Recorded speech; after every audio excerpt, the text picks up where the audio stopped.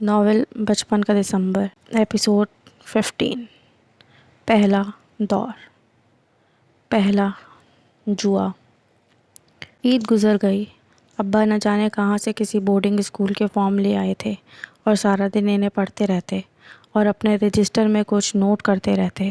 شاید ان کا ارادہ بڑے بھیا کو بورڈنگ اسکول میں بھجوانے کا تھا۔ ہماری 5ویں کے سالانہ امتحانات کی چھٹیاں ختم ہوئیں اور میں اور راجا چھٹی جماعت میں ہائی اسکول پہنچ گئے۔ یہ اسکول ہمارے پرانے پرائمری اسکول سے بہت بڑا تھا اور اس کی سب سے اچھی بات یہ تھی کہ اس اسکول میں بچوں کے بیٹھنے کے لیے ڈیسک بھی تھے اور اس کی چھت بھی نہیں ٹپکتی تھی اور اس کے تختہ سیاہ یعنی بلیک بورڈ بھی پکی دیواروں میں نصب تھے، ورنہ ہمارے پچھلے پرائمری اسکول میں تو ہر کلاس میں بلیک بورڈ 2 بانسوں کے سٹینڈ پر کھڑے رہتے اور جماعت کی جگہ اور موسم کی تبدیلی کے ساتھ ساتھ کبھی باہر صحن میں، کبھی شہتوت کے پیڑ کے نیچے اور کبھی برآمدے میں پڑے ملتے تھے۔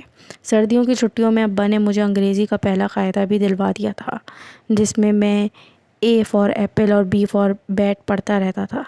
چھٹی جماعت سے ہمیں یہ انگریزی کا قاعدہ بھی شروع کرنا تھا، جبکہ راجا نے تو ابھی سے انگلش بولنے کی مشق بھی شروع کر دی تھی۔ بالا بھی کسی نہ کسی طرح چھٹی جماعت میں پہنچ گیا تھا اور ہم تینوں کی جماعت بھی ایک ہی تھی، یعنی ششم الف 6th A، جبکہ گڈو، ننو اور پپو ششم بے اور جیم یعنی B اینڈ C میں تھے۔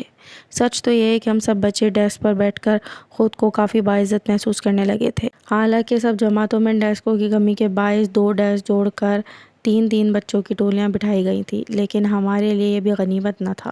کم از کم یک ٹھنڈی یا گرم تپتی زمین پر بیٹھنے سے تو بدرجہ جہاں بہتر تھا۔ میں، بالا اور راجا ایک ساتھ ہی بیٹھے تھے۔ راجا سڑک کی جانب کھلنے والی کھڑکی کی طرف بیٹھتا تھا، لہٰذا اس کی نظریں سارا دن باہر سڑک پر رہتی تھیں اور وہ ہمیں رواں کمنٹری کے ذریعے باہر کی خبریں سناتا رہتا تھا۔ بالا درمیان میں بیٹھتا تھا، بلکہ ڈیسک کے درمیان میں سر رکھ کر سوتا تھا، کیونکہ اس کا محبوب مشغلہ کلاس میں سونا ہی تو تھا۔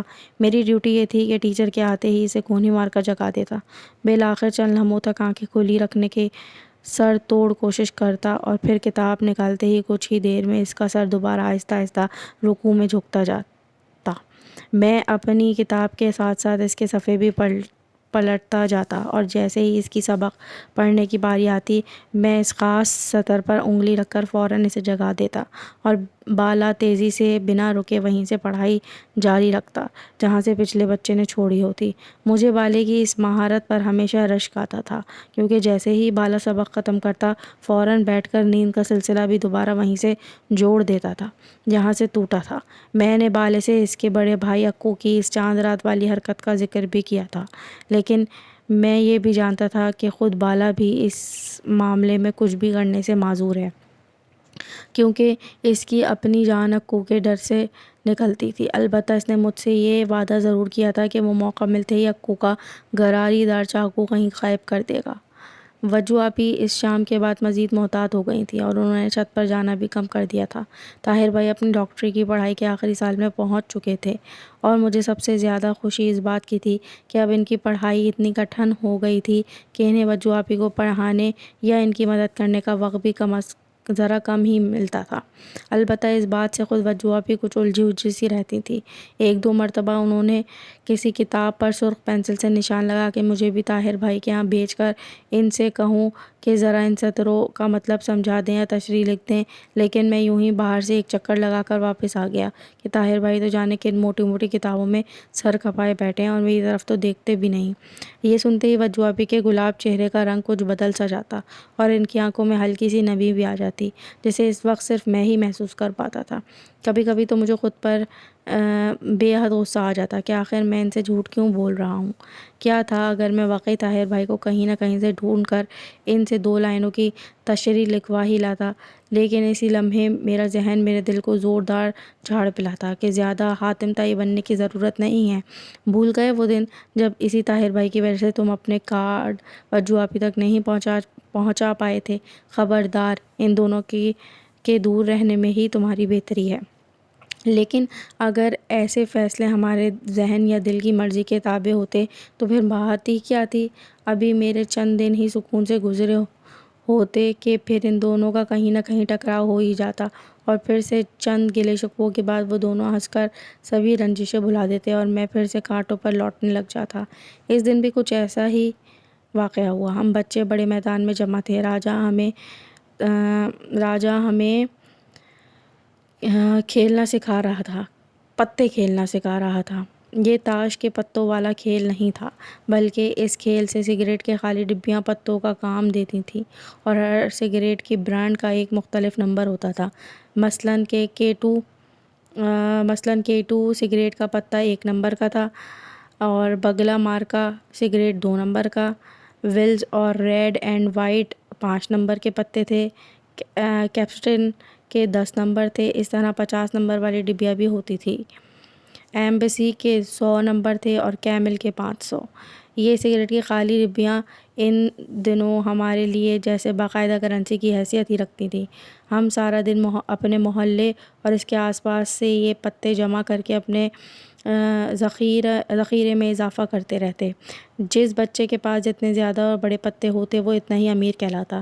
ہم بچے بڑے لوگوں کی طرح اپنے پتوں کو کرنسی نوٹوں کی طرح بھناتے بھی تھے۔ مثلاً راجا 100 نمبر کی ایمبیسی سگریٹ کی ڈبیا بالے کی طرف پھینکتا اور کہتا، بالے یار میں ذرا جلدی میں ہوں، داؤ لگا ہوا ہے، ذرا لپک کے کسی سے کیپسٹن کی 10 پتیاں پکڑ لا۔ بالا فوراً مارکیٹ سے 100 کا پتا بھنا لاتا۔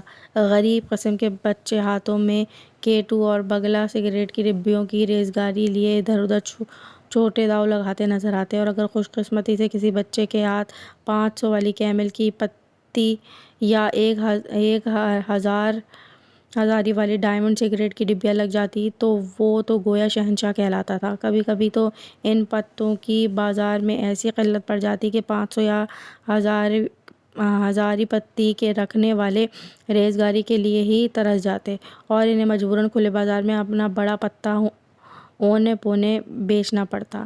ان دنوں ہم سب بچوں کی جیبیں سگریٹ کی ایسی درجنوں خالی ڈبیوں سے بھری رہتی تھی، اور کچھ بچوں نے تو بڑوں کی دیکھا دیکھی یہ پتے پھینکنا بھی سیکھ لیے تھے۔ وہ بڑی مہارت سے گلی میں آتے جاتے یا بڑے میدان سے گزرتے ہوئے ان پتوں کو ایک ہاتھ سے دوسرے ہاتھ میں منتقل کرنے کا کرتب دکھاتے جاتے۔ کھیل کا طریقہ یہ تھا کہ سب بچے 2-3 کی ٹولیوں میں بیٹھ جاتے، اور ایک بچہ اپنی جیب سے 5 یا 10 پیسے کا ایک سکہ نکال کر اسے ہوا میں اچھالتا، اور زمین پر گرنے سے پہلے ہی اپنی ہتھیلی میں دبوچ کر اسے یوں زمین پر رکھتا کہ باقی کسی کی نظر سکے کے اس رخ پر نہ پڑے جو ہتھیلی کے نیچے لیکن اوپر کی جانب ہوتا تھا۔ اب باقی بچوں میں سے کوئی ایک اپنے پتوں کی رقم مثلاً 20 85 یا کوئی چھوٹا پتا اٹھا کر دوسرے بچے کے اس ہاتھ کے پشت پر رکھ کر داؤ لگاتا جس کے نیچے سکہ چھپا ہوتا تھا۔ داؤ لگانے والا بچہ دوسرے بچے کو اس کی ہتھیلی کے نیچے چھپے سکے کا رخ بتاتا، مثلاً چاند یا تارا یا مینار یا مسجد یا 10 کا ہندسہ، ہیڈ اور ٹیل، اور اگر نیچے چھپے سکے کا رخ وہی ہوتا جو پتے لگانے والے بچے نے بتایا ہوتا تو سکہ چھپانے والے کو اتنی ہی مالیت کے پتے داؤ لگانے والے بچے کو دینے پڑتے تھے، اور اگر بوجھنے والا سکے کا رخ غلط بوجھتا تو اس کے لگائے ہوئے پتے سکہ چھپانے والے بچے کو مل جاتے۔ محلے کے بڑے میدان میں ہمارا پتوں کا کھیل جاری تھا۔ راجا اس دن کافی رقم ہار چکا تھا، اور اب تقریباً قلاش ہونے کے بعد اس نے مجھے اپنے پتے نکالنے کا اشارہ بھی کر دیا تھا، لیکن ہم سب اس بات سے بے خبر تھے کہ کافی دیر سے کچھ فاصلے پر اکو اور اس کے چند دوست، جن کا حلیہ بالکل فلمی بدماشوں کی طرح تھا، ہمارے کھیل کو وہیں سے کھڑے کھڑے بہت دلچسپی سے دیکھ رہے تھے۔ اکو اور اس کے دونوں دوست آہستہ آہستہ چلتے ہوئے ہمارے سروں پر کب آ کھڑے ہوئے اس کی ہمیں خبر ہی نہ ہوئی، اور ہم سب تب اچھلے جب اکو کی کرخت آواز ہمارے کانوں سے ٹکرائی، ابے داؤ لگانا تو سیکھ گیا ہے، اب اگلے کی آنکھیں پڑھنا بھی سیکھ لے۔ اگلے کی آنکھوں میں صاف لکھا ہوتا ہے کہ نیچے چاند تارا چھپا ہے یا مینار پاکستان۔ ہم سبھی کا تو جیسے سارے جسم کا خون ہی سوکھ گیا ہو، ہمارے منہ سے آواز تک نہیں نکل پائی۔ اکو نے گڈو کے ہاتھ سے سکہ لے کر ہوا میں اچھالا اور پھر ہتھیلی میں دبوچ کر اپنی دوسری ہتھیلی کے پشت پر جما کر چھپا دیا، اور پھر اپنے دوست سے پوچھا، کیوں بے سینڈو، بتا کیا ہے؟ چاند یا مینار؟ سینڈو نے اپنے دانتوں کی نمائش کی اور جیب سے 2 روپے کا نوٹ نکال کر اکو کی ہتھیلی کے پشت پر رکھا اور بولی لگائی، چاند ہے خدا قسم۔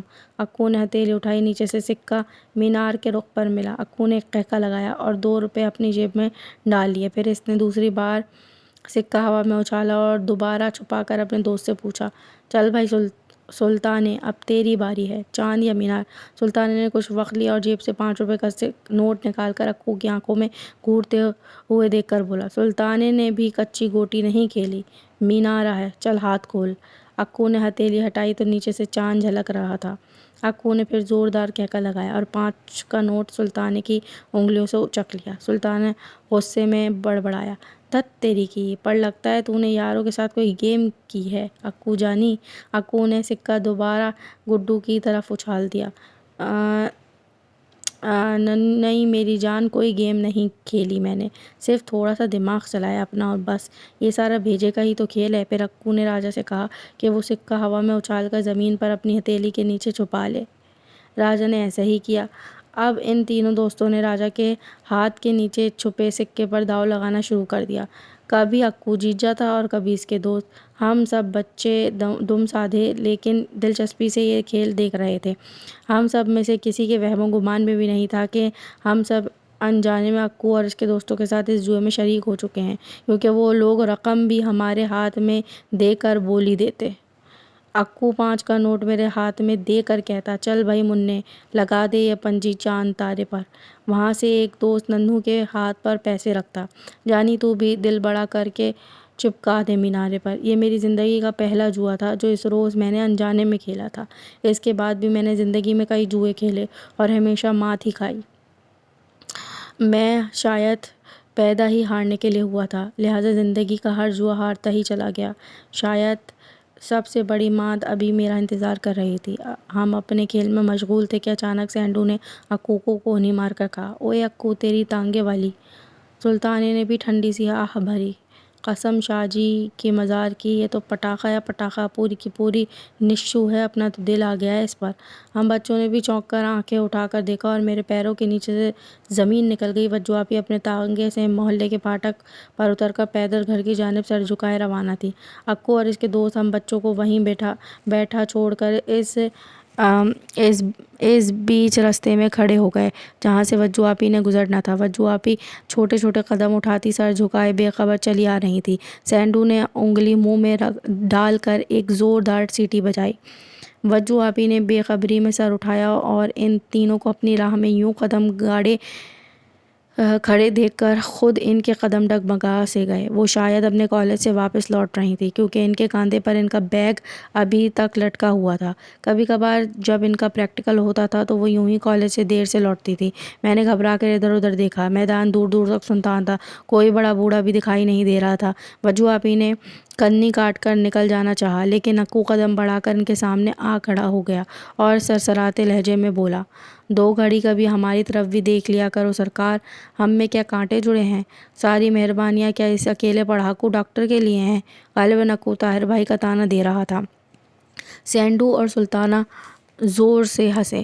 وہ دونوں ایسی نظروں سے وجو آپی کے سراپے کو سر سے پیر تک مسلسل گھور رہے تھے۔ غصے سے میری کمپٹیوں کی رگیں ابھر آئیں اور میں نے انجانے میں اپنی مٹھیاں زور سے بھینچ لیں۔ وجو آپی نے دھیرے سے لیکن شدید غصے اور نفرت بھری آواز میں کہا، راستہ چھوڑو میرا۔ سلطانے نے دانت نکالے، ارے استاد خدا قسم یہ تو بولتی بھی ہے، قربان جاؤں، اب میری برداشت کی حد جواب دے چکی تھی، میں بھول چکا تھا کہ میں کمزور سا بچہ ہوں اور وجو آپی کے سامنے 3 ہٹے کٹے جوان مشٹنڈے سینہ تانے کھڑے ہیں اور ان میں سے ایک کے نیفے میں چاقو بھی ہے۔ میں نے اپنے سامنے کھڑے گڈو کو زور سے دھکا دیا اور بے تحاشا ان تینوں کی جانب سرپٹ بھاگا۔ میرا ارادہ تھا کہ پوری قوت سے بھاگتے ہوئے جا کر اکو کے پیٹ میں اپنے سر سے ٹکر مار دوں۔ میری ٹکر سے وہ اپنی جگہ سے کم از کم ایک پل کے لیے ہی صحیح پر ہل تو جائے گا اور اتنی دیر میں وجو آپی کے لیے وہاں سے آگے نکل جانے کے لیے بہت ہوگی، پر آگے جو ہوگا وہ دیکھا جائے گا۔ راجا میرا ارادہ بھانپ کر زور سے چلایا، رک جا آدھی، لیکن وہ جانتا تھا کہ میں اب رکنے والا نہیں ہوں، لہٰذا وہ بھی پتے پھینک کر میرے پیچھے دوڑا۔ وہ کبھی بھی مجھے خطرے میں دیکھ کر پیچھے کھڑا نہیں رہ سکتا تھا، چاہے انجام کچھ بھی ہو۔ راجا کو میرے پیچھے بھاگتے دیکھ کر گڈو، ننو اور پپو بھی خود کو روک نہیں پائے اور سبھی شور مچاتے راجا کے پیچھے بھاگے، لیکن میں ان سے کافی آگے تھا۔ میری آنکھوں سے آنسو ٹپکنے کو بے قرار تھے۔ گڈو کی مجال کہ وہ میری وجو آپی کا راستہ روکیں۔ میری رفتار تیز ہو گئی اور میں نے آنکھیں بند کر لیں۔ پیچھے سے مجھے راجا اور باقی دوستوں کے بھاگنے اور چیخنے چلانے کی آوازیں آ رہی تھیں، لیکن اچانک ہی مجھے محسوس ہوا کہ کسی نے مجھے اپنے مضبوط باہوں میں پکڑ کر ہوا میں معلق کر دیا ہو۔ میں خلا میں معلق اپنی ٹانگیں ہی چلاتا رہ گیا اور کسی نے چند لمحوں کے بعد مجھے واپس زمین پر رکھ دیا۔ میرے پیچھے بھاگنے والے راجا اینڈ کمپنی کا شور بھی یکدم ہی بند ہو گیا۔ میں نے جلدی سے حیرت کے مارے آنکھیں کھول دیں۔ اکو اب بھی وہیں اپنی جگہ اپنے دوستوں سمیت کھڑا تھا اور وجو آپی بھی اپنی جگہ موجود تھی۔ میں فوراً پلٹا اور طاہر بھائی کو اپنے پیچھے چٹان کی طرح سیدھا کھڑا پایا۔ طاہر بھائی نے ہی مجھے دیوانہ وار بھاگتے ہوئے پکڑ کر اٹھا لیا تھا۔ کچھ فاصلے پر میرے باقی دوست بھی اس طرح رک گئے تھے جیسے ہم برف پانی کھیلتے ہوئے ایک دوسرے کو چھو کر برف کہہ کر جما دیتے تھے۔ لگتا تھا طاہر بھائی نے سب کو بھی چھو کر برف کر دیا تھا۔ چند لمحے طاہر بھائی اور اکو گینگ ایک دوسرے کو آنکھوں میں آنکھیں ڈال کر تولتا رہا۔ اتنے میں وجو آپی کے گھر کی جانب سے فضلو بابا اپنی لاٹھی ٹیکتے اور کھانستے ہوئے نظر آئے اور وجو آپی کو دور سے ہی دیکھ کر چلائے، ارے وجو بھی، اتنی دیر کہاں لگا دی؟ چھوٹی دلہن آپ کے لیے پریشان ہو ہی جاتی ہیں۔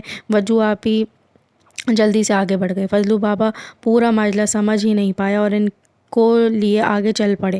اکو گینگ نے اپنے دانت پیسے اور طاہر بھائی کی جانب بڑھ کر ان کے آمنے سامنے آ کھڑے ہوئے۔ مجھے طاہر بھائی نے پہلے ہی میرا بازو پکڑ کر اپنے پیچھے کھڑا کر دیا تھا۔ اکو نے طاہر بھائی کی آنکھوں میں آنکھیں ڈال دیں۔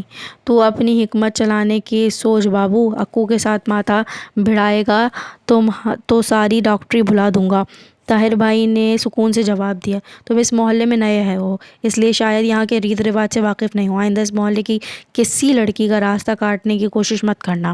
سینڈو نے طاہر بھائی کی بات آدھے ہی میں کاٹ دی اور آگے بڑھ کر ان کے گریبان پر ہاتھ ڈال دیا اور جھٹکا دے کر بولا، ورنہ کیا کرو گے؟ کیا دھمکی دیتے ہو ہم کو؟ طاہر بھائی نے اس کا ہاتھ ایک جھٹکے سے علیحدہ کیا اور گریبان جھٹک کر بولے، ورنہ بہت برا ہوگا۔ وہ تینوں شدید طیش میں آ چکے تھے اور قریب تھا کہ تینوں ہی طاہر بھائی سے بھڑ جائیں کہ اتنے میں غیاث چچا اور محلے کے چند اور بزرگ عصر کی نماز کے لیے مسجد جانے کے لیے گلی سے میدان کی جانب نکل آئے اور انہوں نے دور ہی سے بھانپ لیا کہ کچھ گڑبڑ ہے۔ وہ سب جلدی سے ہماری جانب بڑھ آئے اور غیاث چچا نے وہیں سے آواز بھی لگا دی، کیا بات ہے طاہر میاں، سب خیر تو ہے نا؟ اکو اور اس کے ساتھ محلے کے بڑوں کو اپنی جانب آتا دیکھ کر بدک گئے، لیکن جاتے جاتے بھی اکو دھیمی آواز میں طاہر بھائی کو دھمکی دے دی، تجھے تو میں دیکھ لوں گا سالے حکیم کہیں کے۔ غیاث چچا اور باقی لوگوں کے ہم لوگوں تک پہنچتے وہ تینوں وہاں سے ہوا ہو چکے تھے۔ طاہر بھائی نے غیاث چچا کو ٹال دیا کہ کوئی خاص بات نہیں تھی، بس یوں ہی ایک چھوٹی سی بحث ہو گئی تھی اکو سے، لیکن غیاث چچا کے چہرے سے لگتا تھا کہ وہ طاہر بھائی کی بات سے مکمل مطمئن نہیں ہو پائے تھے، اس لیے وہ تب تک وہاں کھڑے رہے جب تک طاہر بھائی اپنے گھر کے دروازے تک نہیں پہنچ گئے۔ اکو اور طاہر بھائی کی یہ پہلی باقاعدہ جھڑپ تھی، لیکن اس وقت ہم میں سے کسی کو یہ پتہ نہیں تھا اور نہ ہی کوئی یہ جانتا تھا کہ یہ لڑائی آگے چل کر ایک ایسا رخ اختیار کر لے گی کہ ہم سب کی زندگیوں میں طوفان آ جائے گا۔ اس روز محلے والوں کو تو خبر نہ ہو سکی، لیکن میں یہ اچھی طرح جان چکا تھا کہ وجو آپی اور طاہر بھائی کی نظروں میں چھپے پیغامات کو صرف میں نے ہی محسوس نہیں کیا، اکو بھی اس راز سے اچھی طرح واقف ہے، اور اس روز اکو کی تیوریوں نے مجھے یہ بھی بتا دیا تھا کہ اب یہ راز زیادہ دنوں تک راز نہیں رہ پائے گا۔ یہ تو تھی آج کی ایپیسوڈ، اگلی ایپیسوڈ کے لیے جڑے رہیے، شکریہ۔